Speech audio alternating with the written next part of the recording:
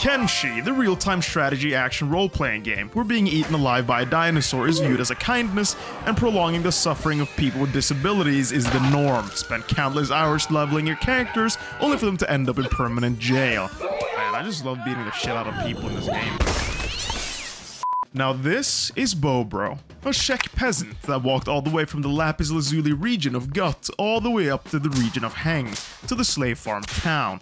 It isn't even that far to walk, to be honest. He is here to start his lifelong quest, and you must be asking yourself, what is this so-called quest? Naturally, what the shit? It is to become the greatest swordsman that has ever lived, who is obviously Kai from the LEGO Ninjago series.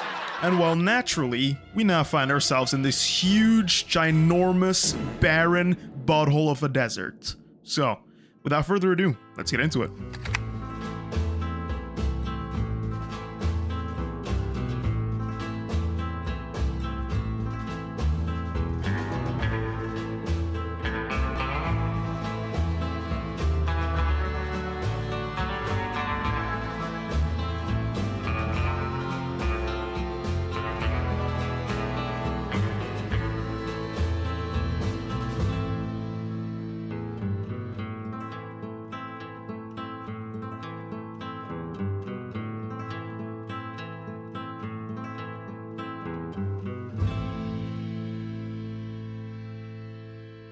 The Great Desert of Kenshi is a place which holds plenty of fun and exciting activities to partake in.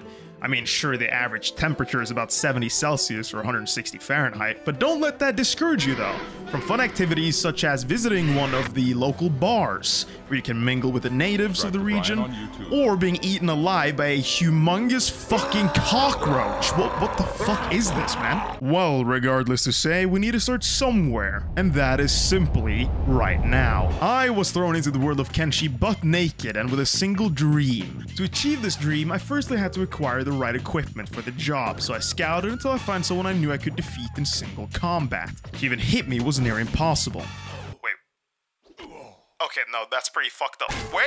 Realizing my skills were actually non-existent, I decided to retreat to the samurais guarding the slave outpost, so they could deal with this poorly behaved lunatic attacking me for no apparent reason. It is really refreshing seeing the local law enforcement beat the living daylight out of an innocent woman minding her own business. With some basic equipment now obtained, we will be ready to traverse through the harsh desert landscape with extravagant fashion. We're talking air tengus, velvet trousers, huge sword, ugly ass hat. The walk of utter shame.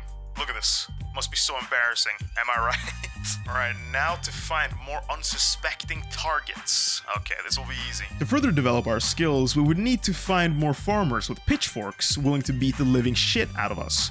So after about 3 minutes of roaming the desert, we found some Greenlanders who were more than willing to rob me of my rice bowl. Time, one at a time. Okay, wait. Oh shit. I actually think they're gonna kill me. Like, straight up fucking kill me here. After being knocked unconscious and left for dead, some kind pedestrians, also known as tech hunters, roamed by and healed me back to health. Things were starting to look pretty good, and it turns out that slavers were right on my tail, so things were not looking pretty good.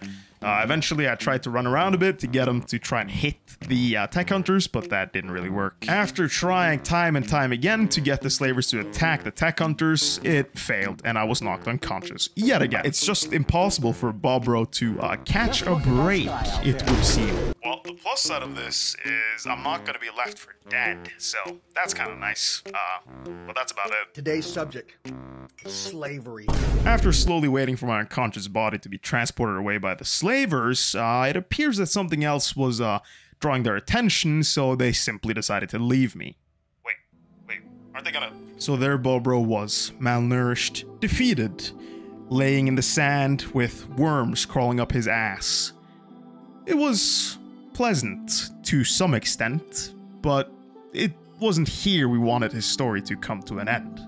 So as he laid there in the desert, the warm sand touching his skin, he came to ponder and realized that he couldn't give up now. Sure, he needed some time before he could get back up.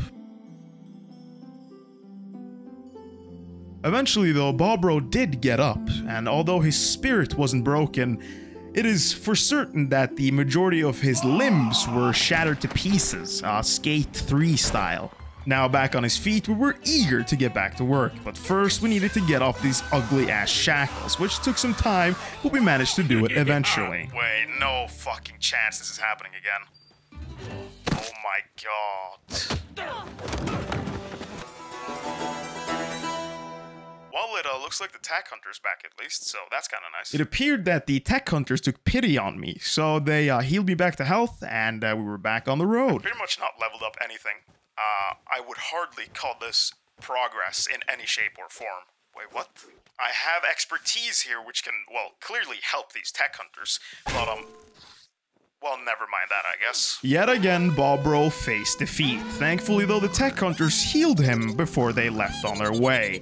So, all that had to be done now was to wait even longer. And I'm gonna be honest here, at this point in time, I was about to quit the game. I was so fed up with this bullshit, and it is so fucking... But yet again, Bobro got up, and he was ready to go back to work. If it was one thing that was put into a crystal clear perspective, it was that nobody is welcome in this desert, because the slavers, the rebel farmers, and the ginormous cockroaches will beat the living shit out of you. So we decided to run southeast to try and make it out of the desert as soon as possible. Another dilemma has appeared. I am going to fucking die now.